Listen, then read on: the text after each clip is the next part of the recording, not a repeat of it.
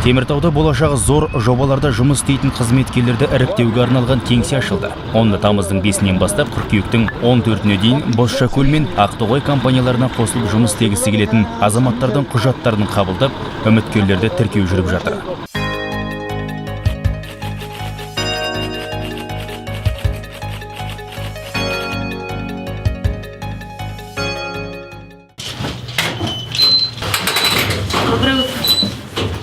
Кейінірек осындай кеңселер Қарағанды, Балқаш пен Шығыс Қазақстан облысының Усть-Таловка ауылында да ашылады. Қарағандыда үміткерлердің құжаттарын қабылдап, тіркеу жұмыстары қыркүйектің 16-сында басталып, 5 қазанда аяқталады.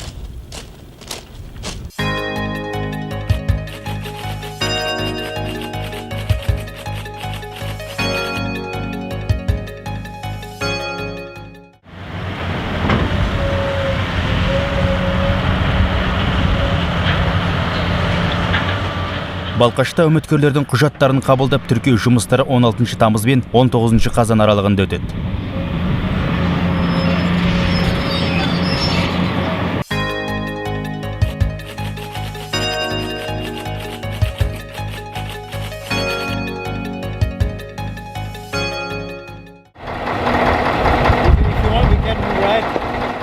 Қазақмыс қызметкерлері арасынан еңбек жұмын іріктеу Шығыс Қазақстан облысында да өткізіледі. Кеңселердің бәрінде қойылатын талап бірдей. Үміткер тіркеуге міндетті түрде өзі қатысады.